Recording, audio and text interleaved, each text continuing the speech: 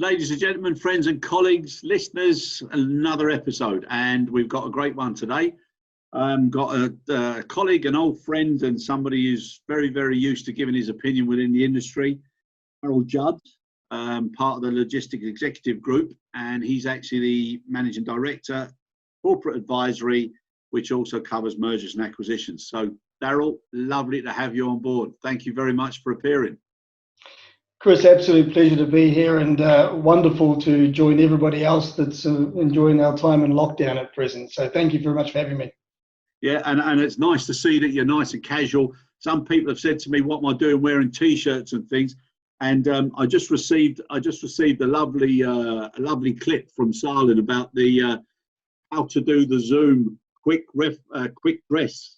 So somebody has come up with cutting the back out of a suit and a shirt and a tie, so you can put it on very quickly over your t-shirt just when the phone rings. So very, very.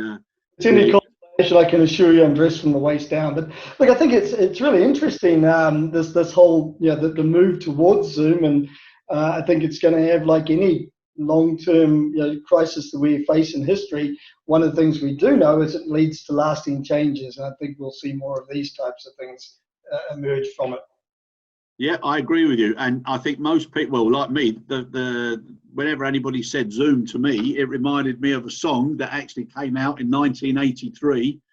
So if anybody listening can send us in who sang it, then there'll be a little competition there. But most people now, Zoom is it's everybody uses it, so it's incredible. So that's one good thing that's come from this.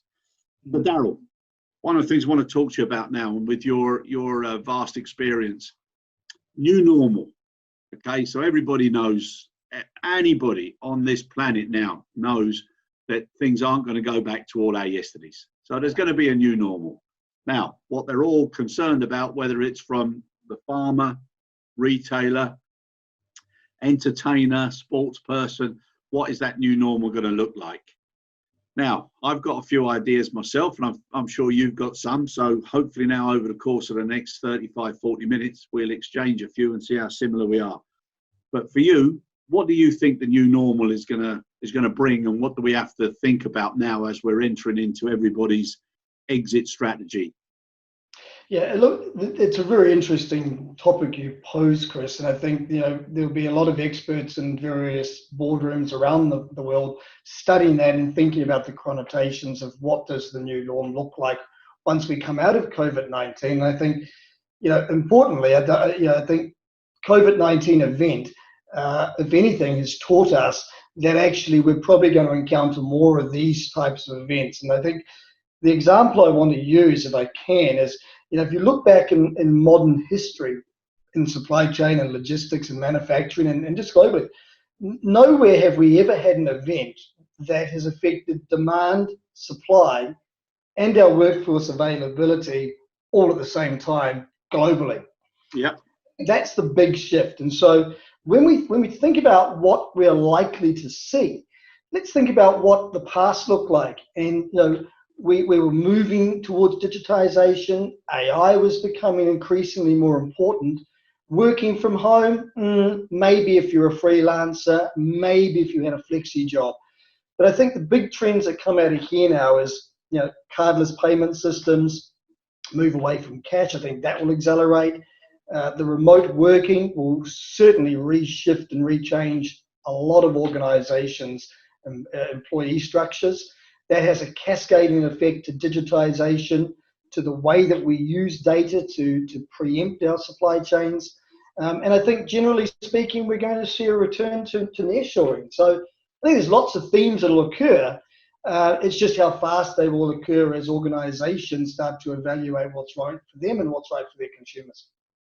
Yeah, no, I totally agree. And like at this point, obviously, before we get into too much detail, I think one of the things that we try and do, both Salem and myself, is whenever we're talking to somebody, to bring back down to a very, very common and unfortunate denominator, the amount of people that are losing their lives as a result of this. And everybody is touched. Everybody's equally touched by the frontline workers, the carers, the nurses, doctors, people who support hospitals and care homes. And now people are starting to realise, people who work in supermarkets, transport, people who work in our industry, you know, making sure that the supply chains are moving.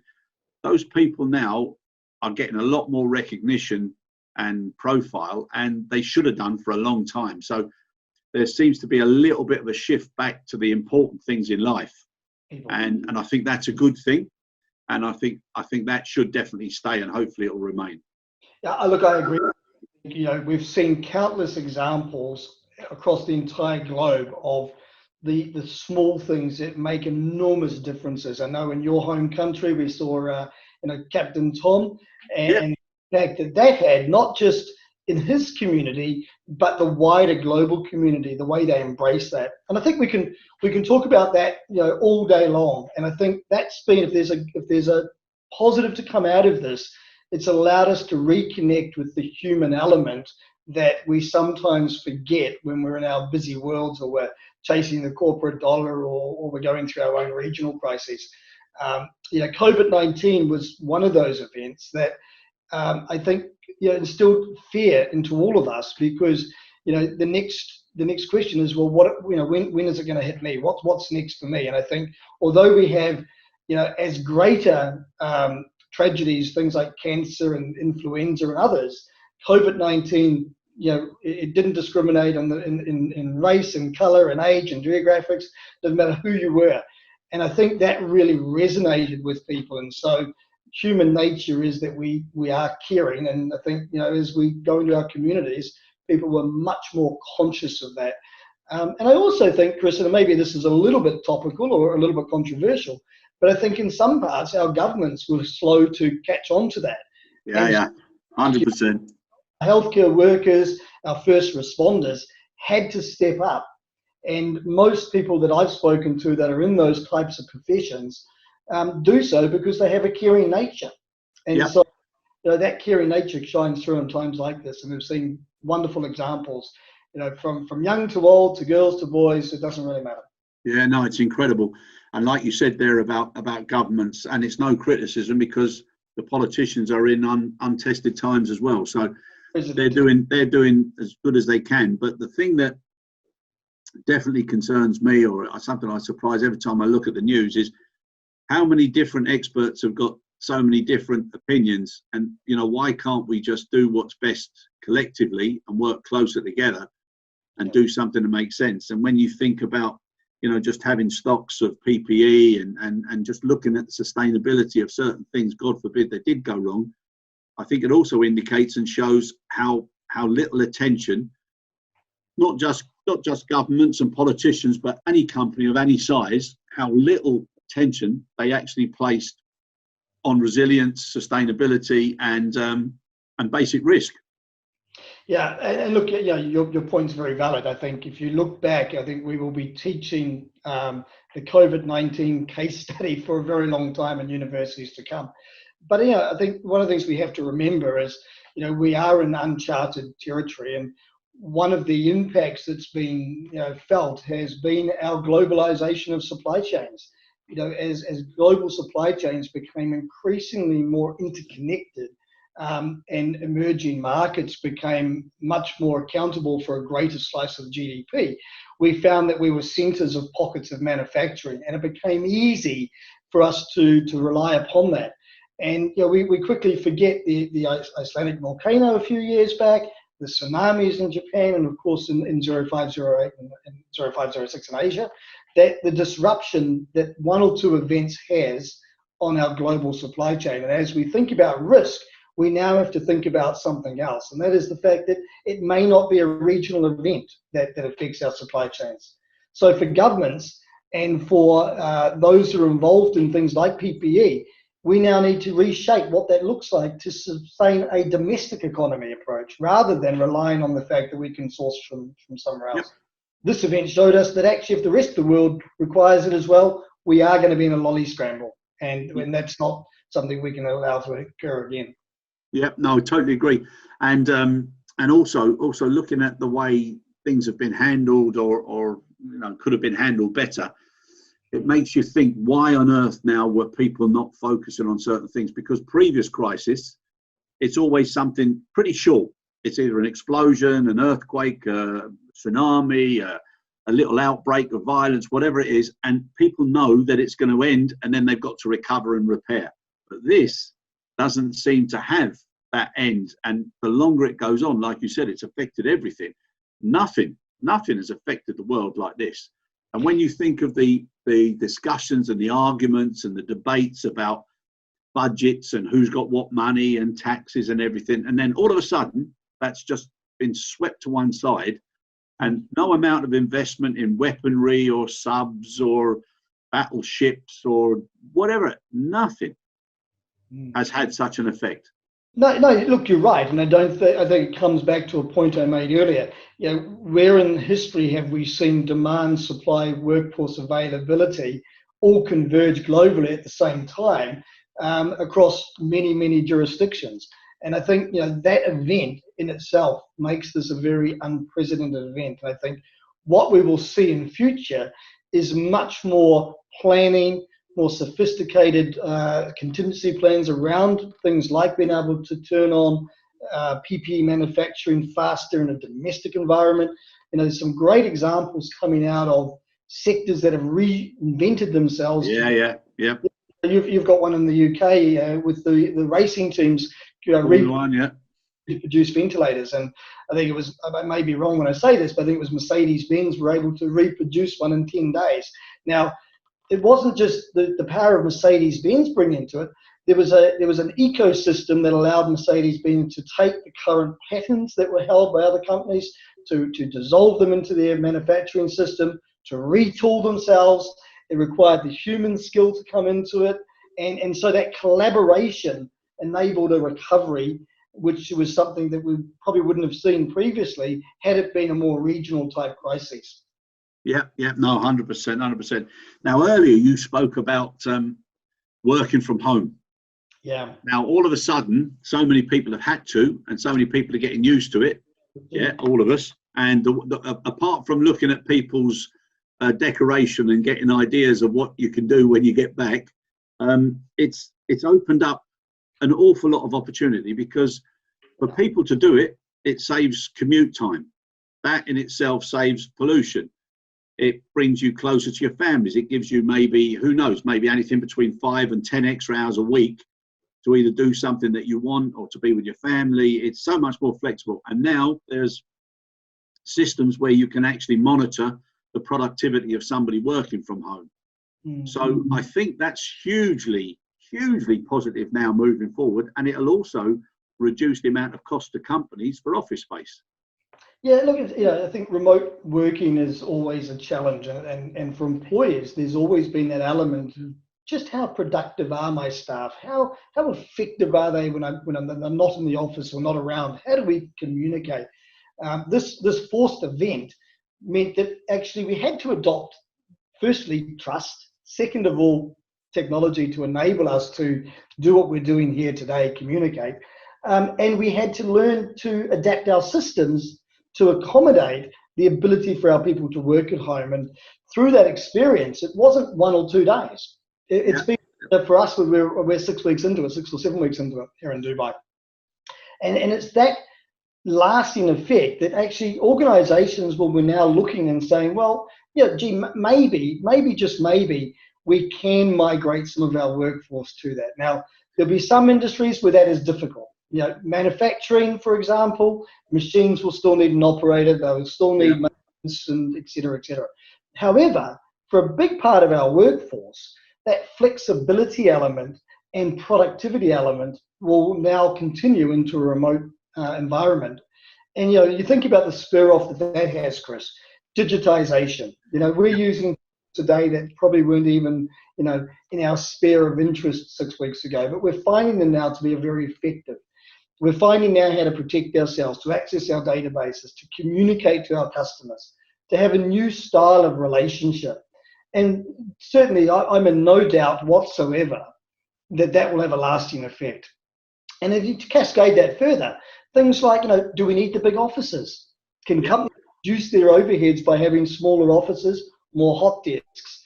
And in certain cultural environments where maybe we have a more hierarchical management culture, we're seeing that crumble away now. And that's been driven through necessity. Yeah. And I think one of the things you said there about offices, I think we're going to go through two stages. One, obviously, is the fear factor and the flexibility and also the enforcement of certain activities and actions until a vaccine or until some sort of medication is there, so that people feel that it's completely gone. So I think you're going to get an awful lot of encouragement with technology and with working from home, because of the fact that you're going to have to keep certain social distancing in the office space, which then takes up your capacity, etc.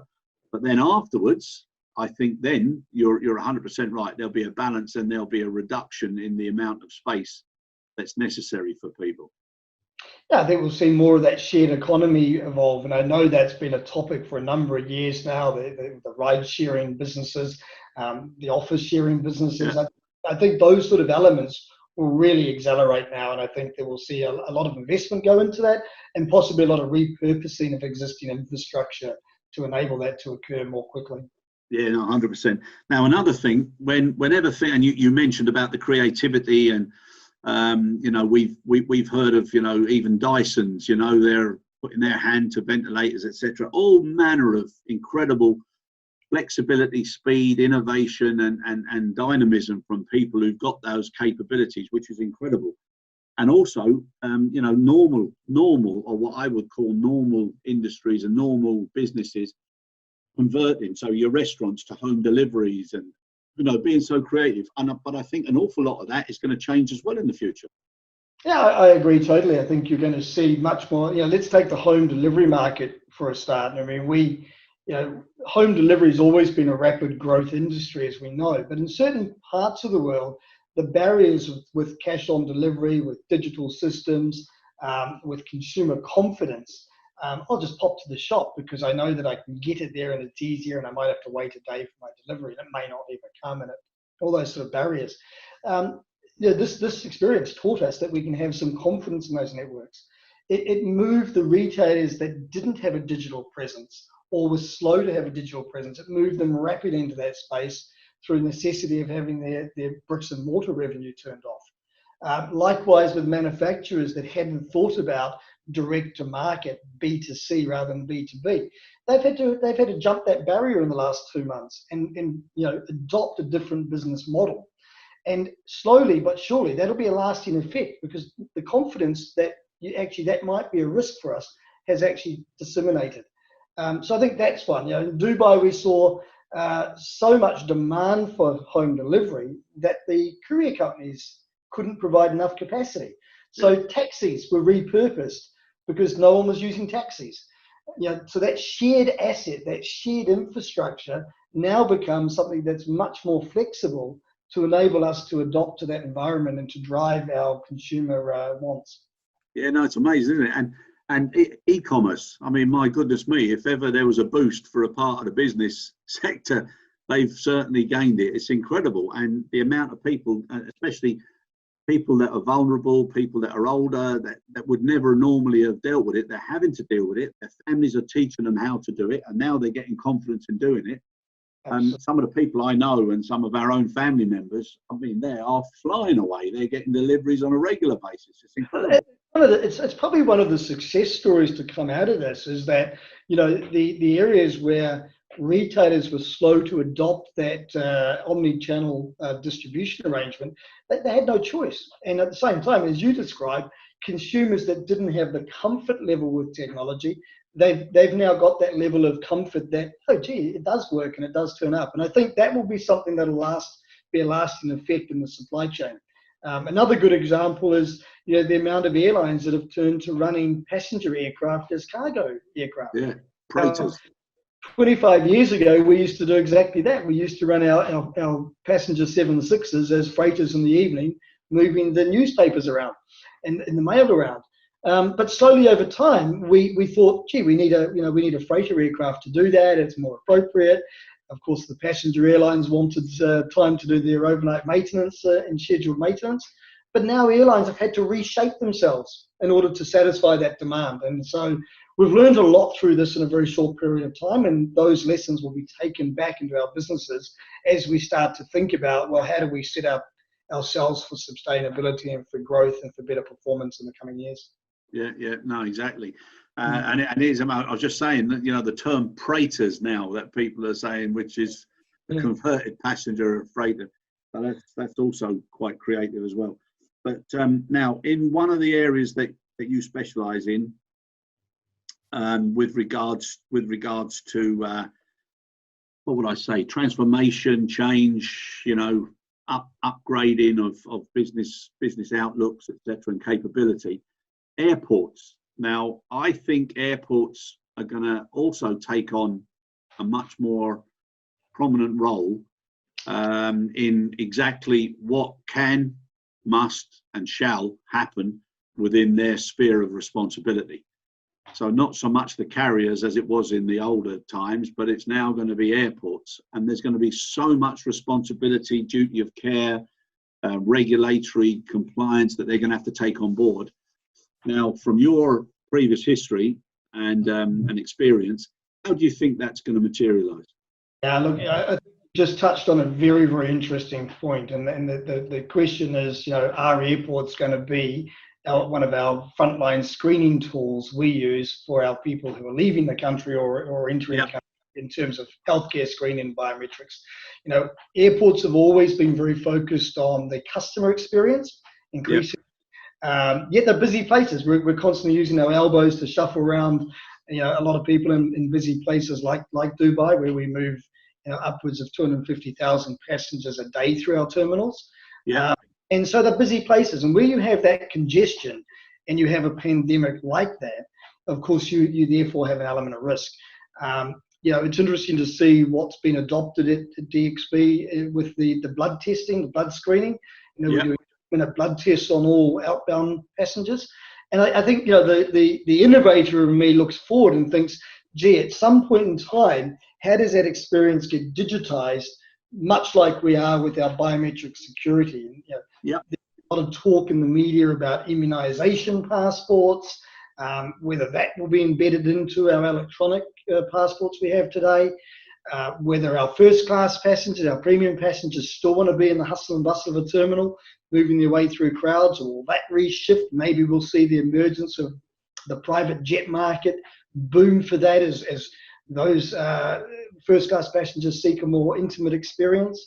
But I think definitely airports will become a duty of care environment. I see governments using that channel as a means in which to screen increasingly, not just for security, but perhaps for healthcare and other factors as well. Yeah, no, definitely. And now you mentioned there something about the customer experience. So that move from customer experience, which was all around retail, which is around timings and which carriers come in and everything else. Now they're actually, in my opinion, they're moving to owners or gatekeepers of hygiene and care, and that's going to be one of the most important things for the gateway in and out of the country, as with ports. But for airports now, I think they're going to have to take on a much more influential and regulatory perspective. Yeah, I think data, right? We're talking about capturing of big data that can be analysed and used to mitigate risk. In this case, we're talking about healthcare data. Previously, airports were always a means of capturing our security data. Who was entering, who was exiting, and controlling that element. But let's get them through as quickly as possible. Let's make that as digital experience as possible, our smart gates, etc. Here in Dubai, we're using a lot of biometric screening now, where you can just simply walk through to the gate. But let's get them into the shopping environment as quick as possible and maximize our revenue. I think now what we'll see is much more different controls as we go through there. I think we'll see a separation of the passengers. The days of waiting, the trolleys all behind one another. We'll see a change in the way that we will process our kiosk level. I think we'll see much more automation and smart gate technology so that we separate our passengers.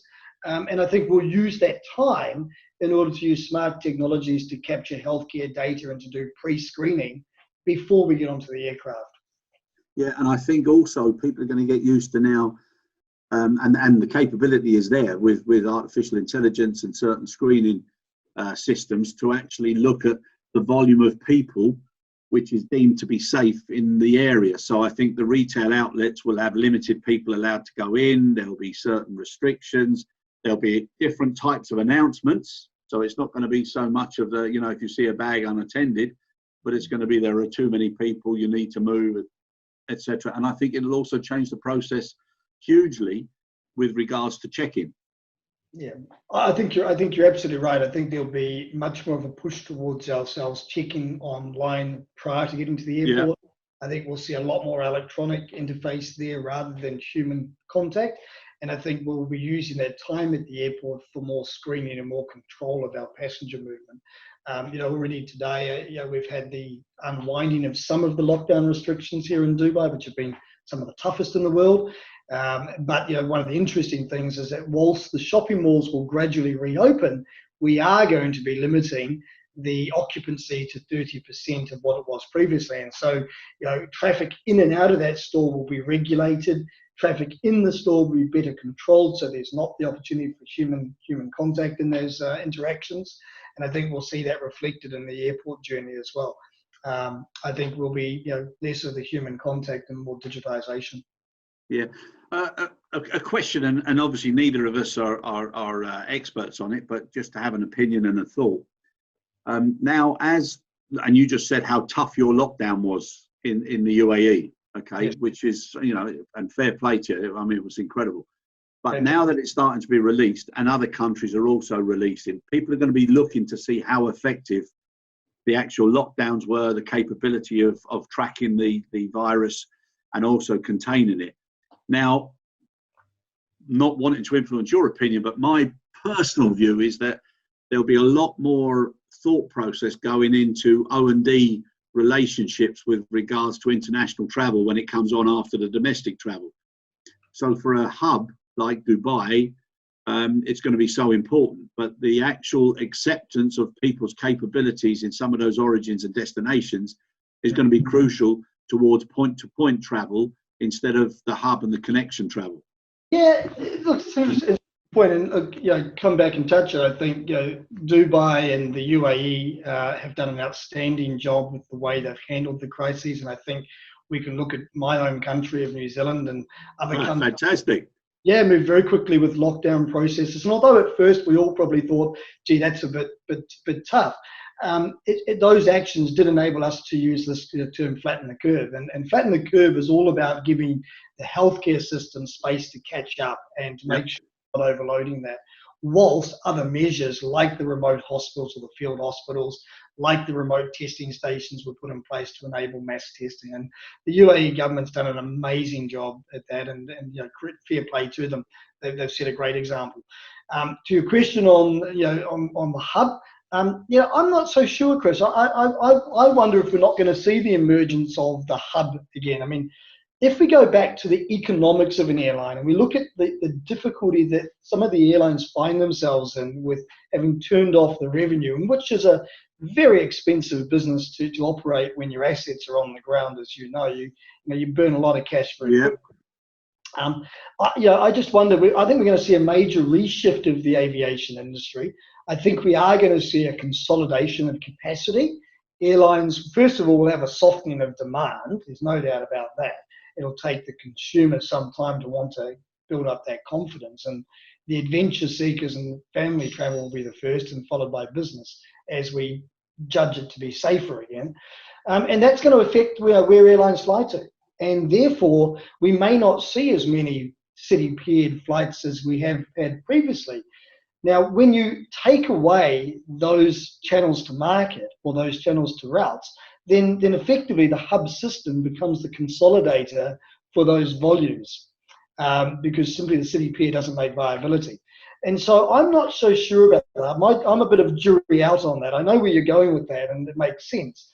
But I still feel that the hub may see a bit of a revival. But then again, the other counter to that is that we're going to have an abundance of second-hand aircraft parked on the ground. We're going to have abundance of pilots and crew available. And do we see the emergence of new airlines driven by entrepreneurs who specialise in the city pairs that have fallen off the radar screen of the big carriers? Yeah. And I think the city pairing, I think that's like the the year to the 2 years or whatever until the vaccine and everything is found, and then obviously people will start to look to optimize the capacity that's available. But I also see a big kick on first class travel, and obviously business we know is going to be affected. So some of these regional, private aviation, with regards to the ease and the convenience and the comfort and the security of limiting your exposure during those fear areas, I think that's gonna definitely have an opportunity. And you mentioned how well you did in New Zealand. I mean, look at the amount of people that tried to get into New Zealand before it went into lockdown because they felt that was the safest place on the world to be. Well, ironically, I was one of those people that was back in New Zealand when that occurred, and I was trying to come the other way. But you are right. I think even being there a few days before the lockdown, I have to tell you, there was no sense that was going to happen. In fact, one of the reasons I was rushing to come back to Dubai was I had a little bit of inside word that we were heading towards a lockdown, and therefore I wanted to get back to my family. But in New Zealand at that time, that was still very much off the radar. So, fair play to the government there. They made the decision very quickly, and fair play to the public who said, well, that sounds about right. Let's close the doors for a few weeks and see what happens.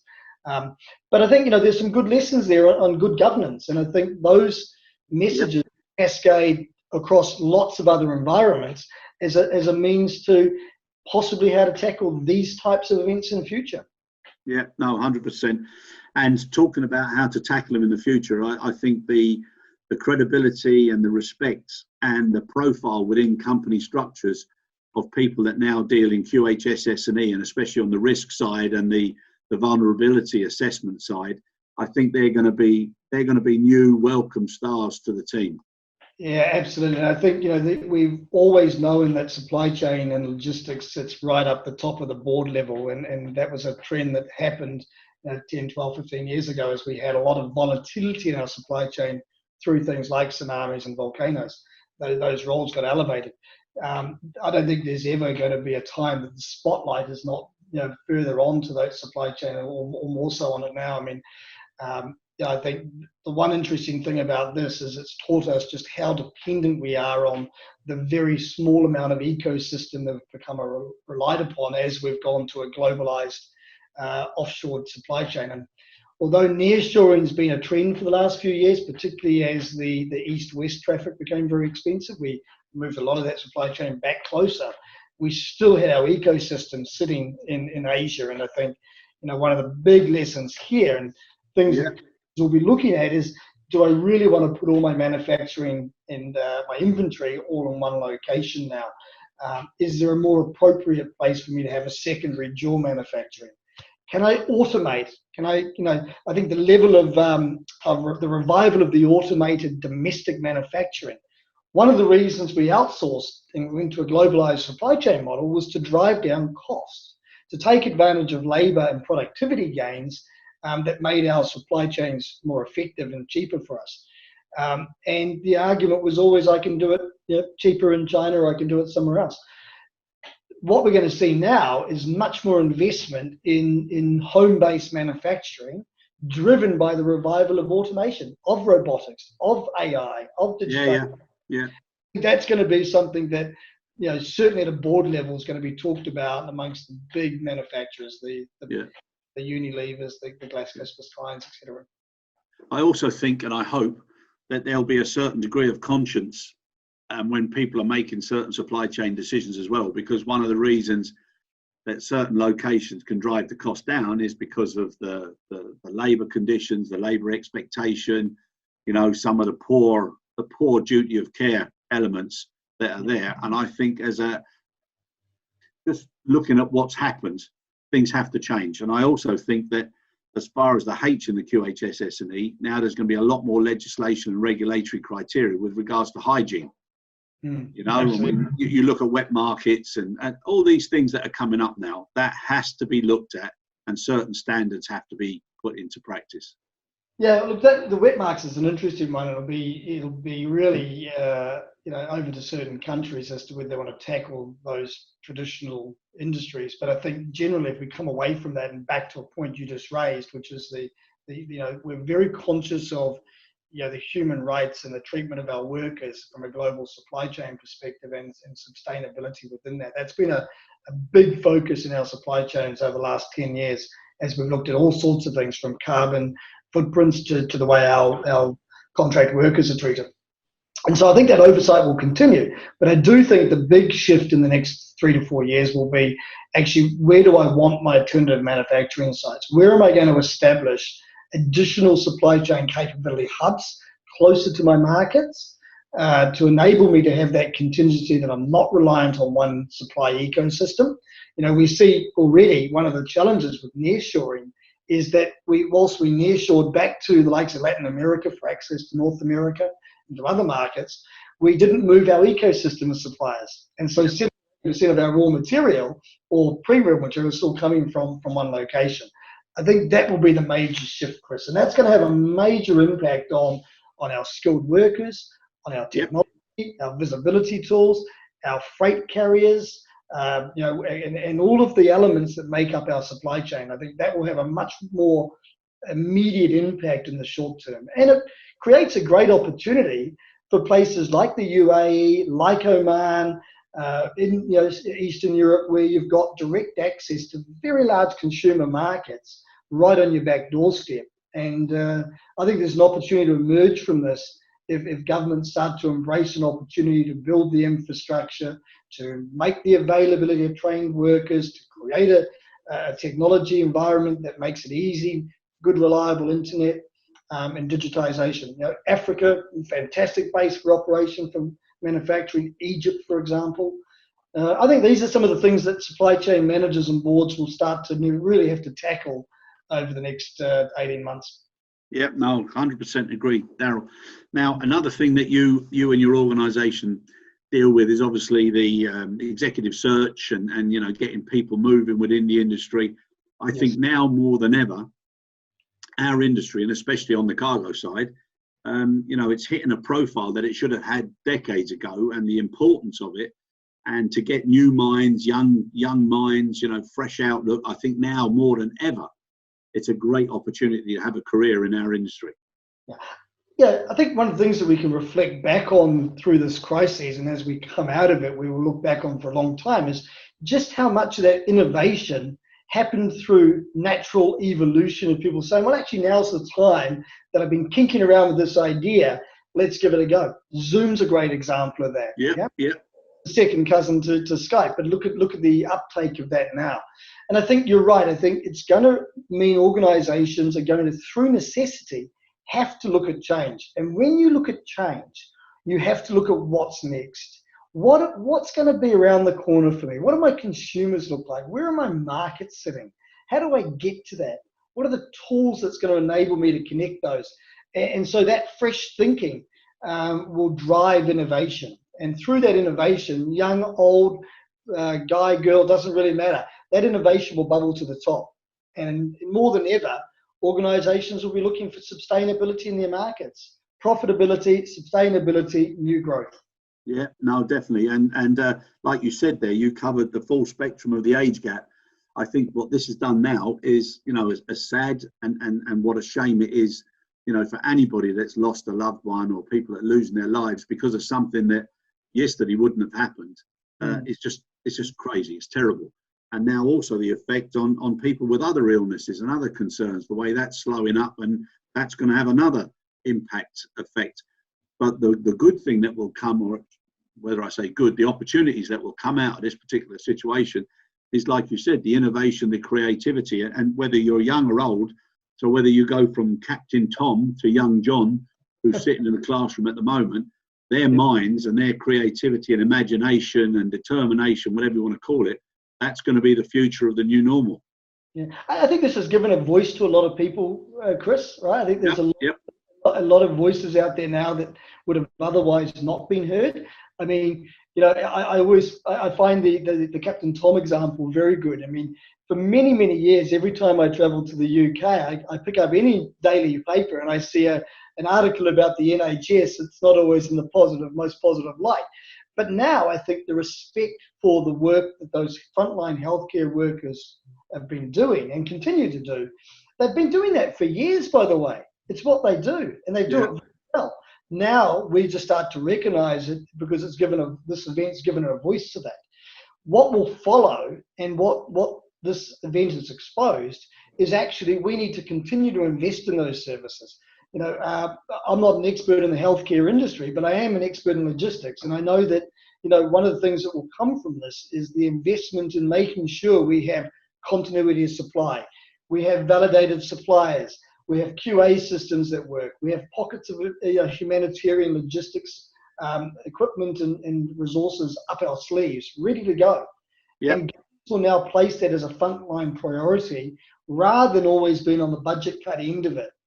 And I think that's the big shift. And as publics, as voting publics, we will be much more conscious of a government that tells us they want to tax us a bit more, but they're going to take that tax and invest it in this area.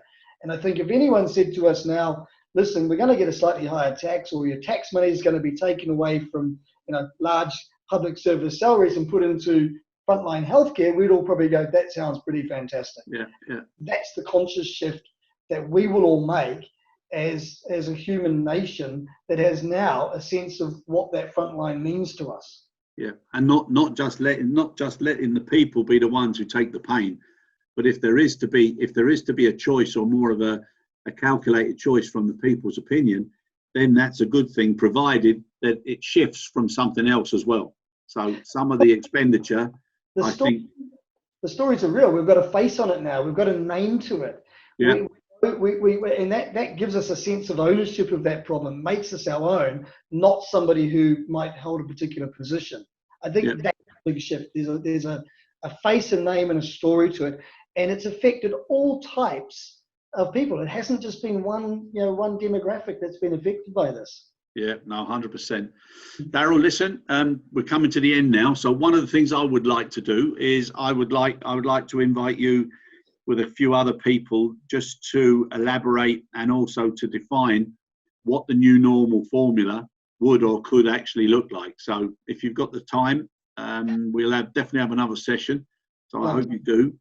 It's been an absolute pleasure. It's always good to listen to you. You've got some great ideas. You've got a great track record, and success with everything that you're doing. Thank you very much. Thank you very much, Chris. And I appreciate you doing this series. I know that that this is very much focused on the response to COVID and what does the new environment look like post COVID-19.